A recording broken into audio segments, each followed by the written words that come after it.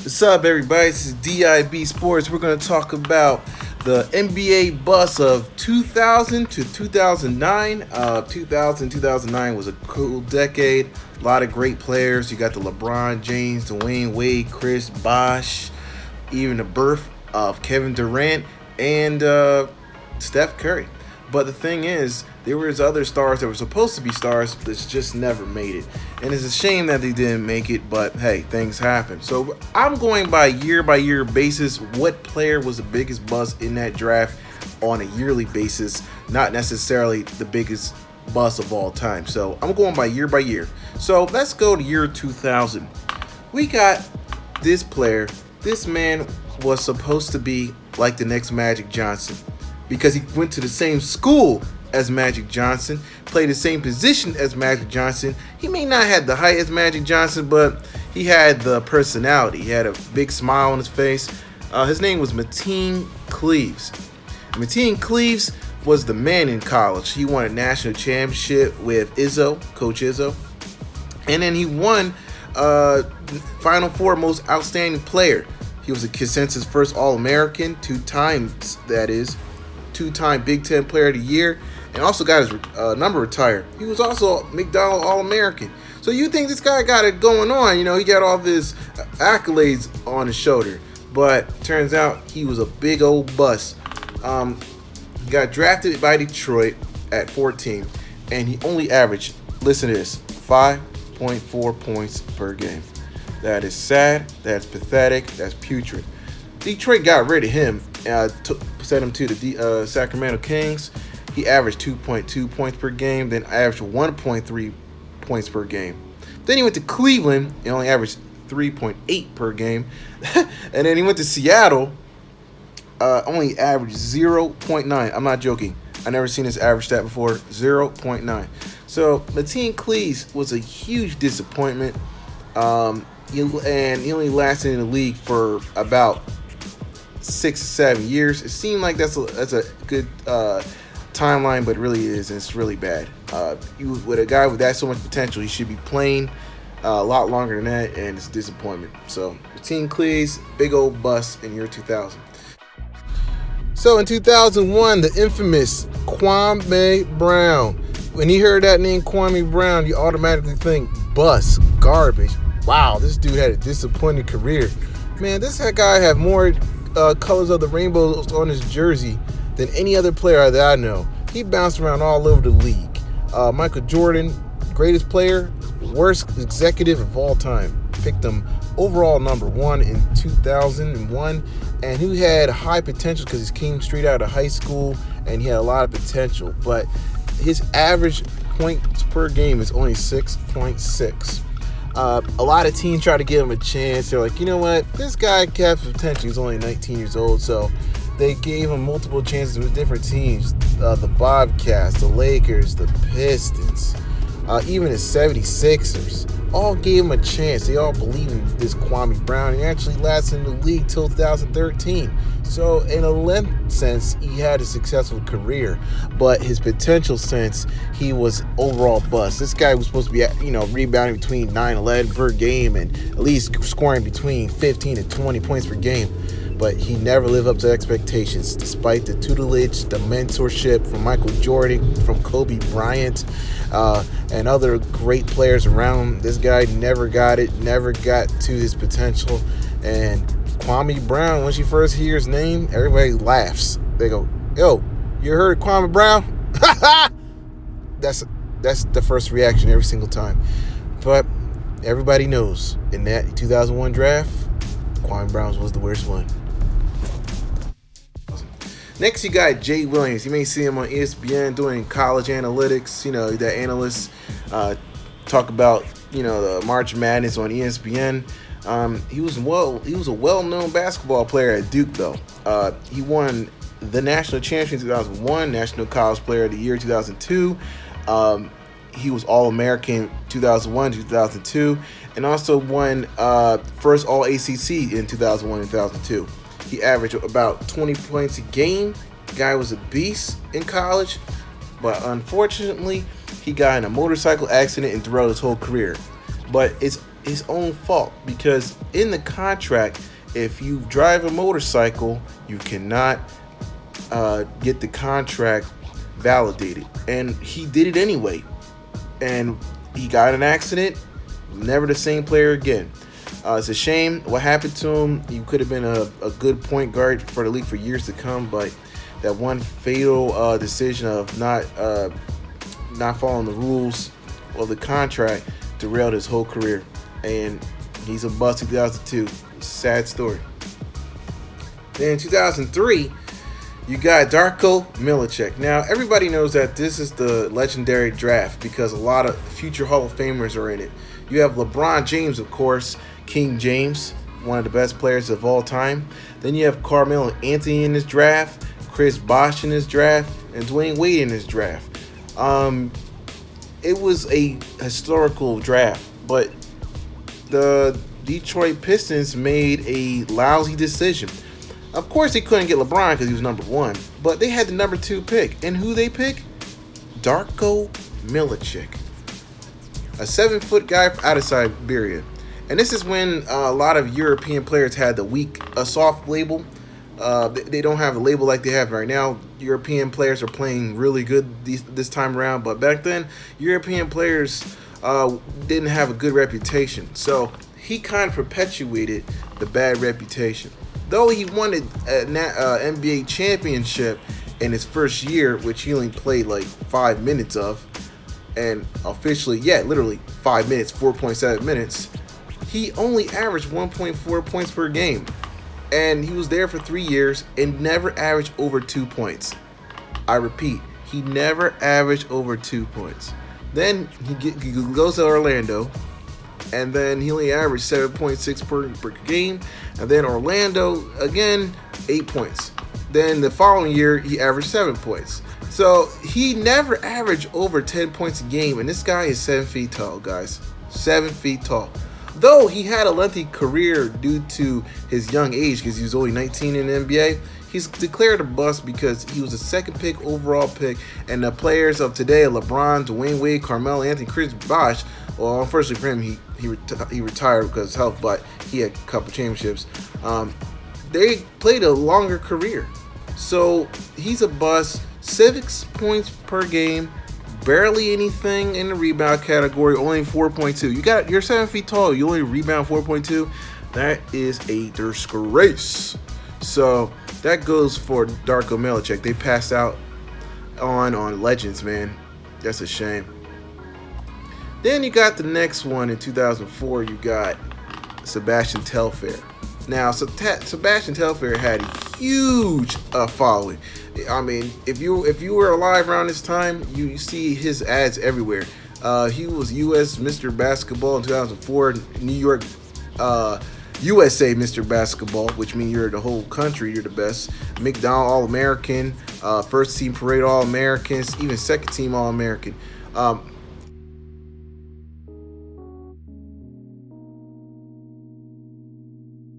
Okay, in the year 2004, we have Sebastian Telfair. I picked Sebastian Telfair simply because he was the most overhyped point guard, I believe, in all of history in basketball. If you were around in 2004, you would know the documentary, the famous one, Through the Fire. ESPN promoted this guy like he was the next coming of Jesus. And if you know what I'm talking about, you know what I'm talking about. Sebastian Telfair was supposed to be the best player of all time, the way they hyped this guy up. Came straight right out of high school. Originally was going to go to Louisville, but he changed his mind and said, nah, I want to make money in the grown man world. So he decided to go to the draft, and he didn't do that well. He was drafted by the Portland Trail Blazers in 2004, 13th overall.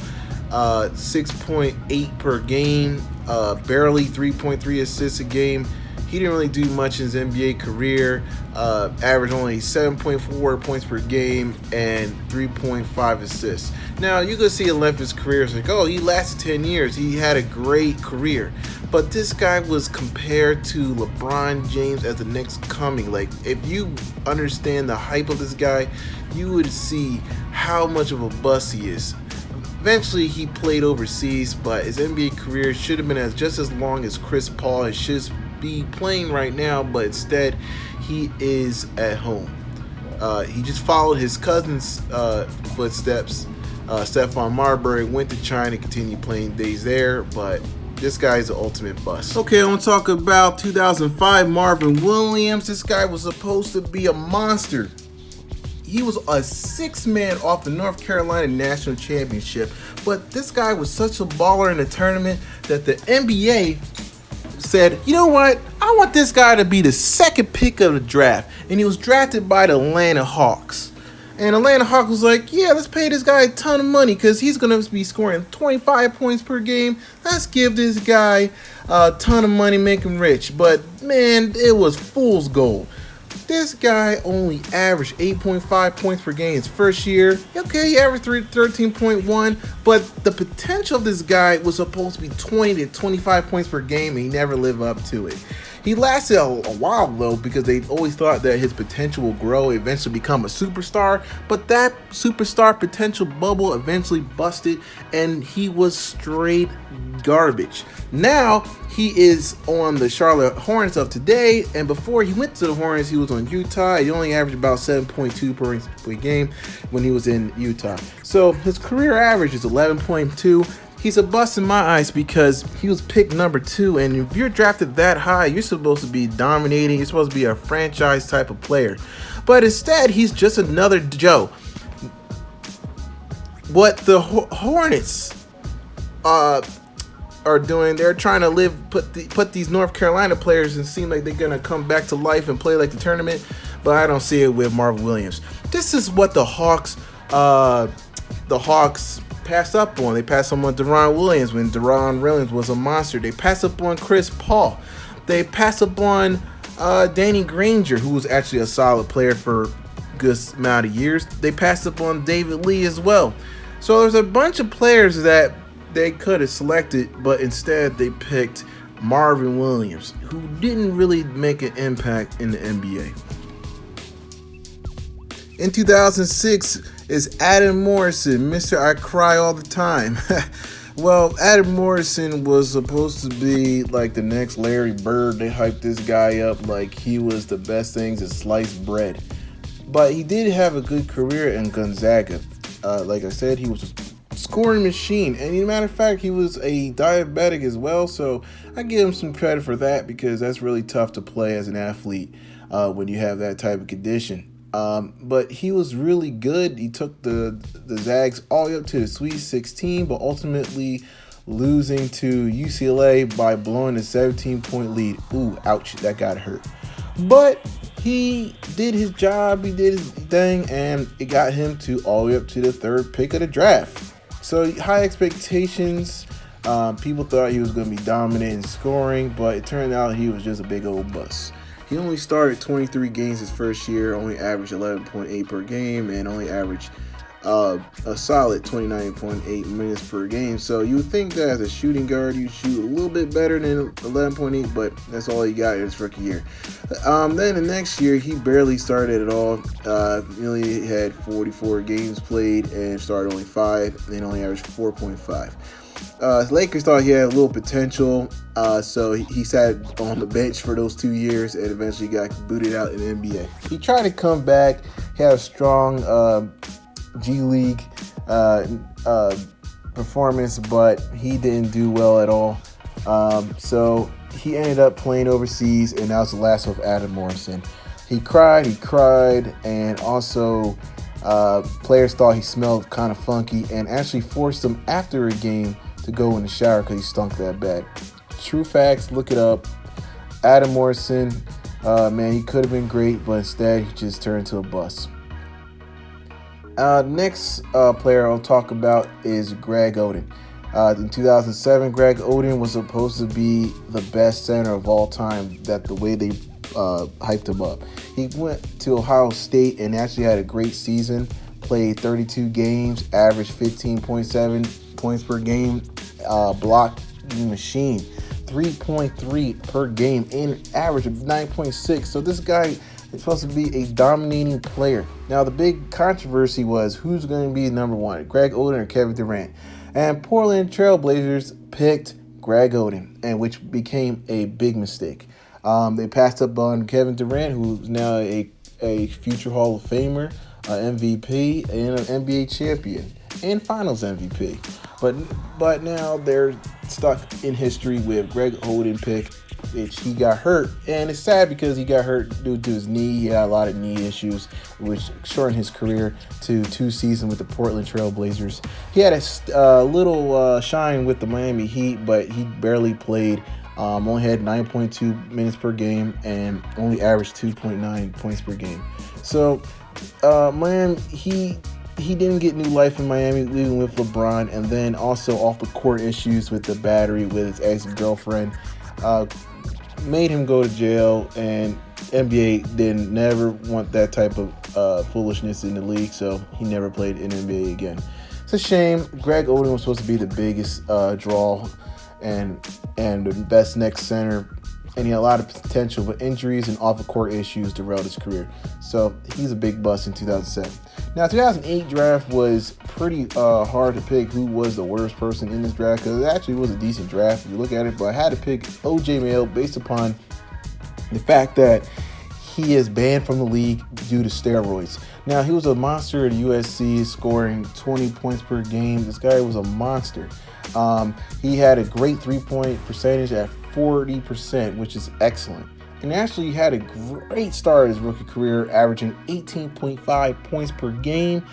Free throws off the charts, 87.9. OJ Mayo was the juice. Like, he was that dude. He was killing it, no pun intended. But anyway, this guy was great in his few years, but suddenly his point average dropped year by year. It went from 18 to 17 all the way to 11. Then it went up slightly to 12, but then he got kicked to the curb for Dallas Mavericks, which he got 15.3 points per game, got his average up, but then Dallas like, nah, we don't want you anymore. And he went to the Bucks and went down to 11.7 to 7.8.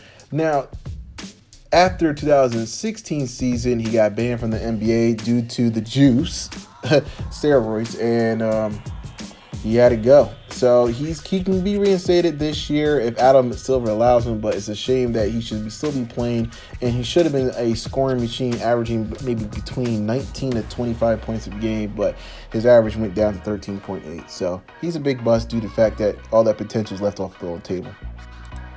And then last but not least, we got to talk about 2009 Hasheem Thabeet. Man, this guy is the biggest scrub one of the biggest scrubs of all time. It seems like it's a center thing, I guess, but this guy was 7'3". This guy was supposed to be the next Dikembe Mutombo, the way he defended the post and his height and his rebounding ability. I mean, this guy was supposed to be the man, but instead he turned to be the biggest bust. The bust. And the reason why he was the bust is because this guy didn't do anything in the league. When he got drafted by the Memphis Grizzlies, he only averaged 1.3 blocks a game. You think he would probably average a little bit more than that because he's 7'3". 1.3 is okay, but it's not great. Then points per game was 3.1, not good at all. And his rebounding average was only 3.6. That is some silliness right there. You're 7'3" and you only average 3.6. Not good. Then he goes to Houston in 2010.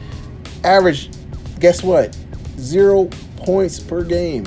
I'm not joking. He averaged 0 points per game. But he increased his stats to 1.2, so there's nowhere down but up, right? So he only averaged 1.2 points per game. Then he went to Portland, averaged 1.9 per game. So he's getting better. Then in the next year, he gets 2.4 points a game. You see what I'm saying? This guy was a scrub, man. 2.2 points per game was average. His blocking was 0.8, which is And then he also had only 2.7 rebounding per game. That is pathetic. Now, here's the shocker here, people. If you look at the draft, the Memphis Grizzlies could have had James Harden. The Memphis Grizzlies could have had Steph Curry. The Grizzlies could have had DeMar DeRozan. The Grizzlies could have had Drew Holiday, Jeff Teague. So they pass up on 3 franchise players for Thabeet. So that makes it even worse that this guy was selected. Even Danny Green was a better option and he was in this draft. So that was my point. Patrick Beverley is another one.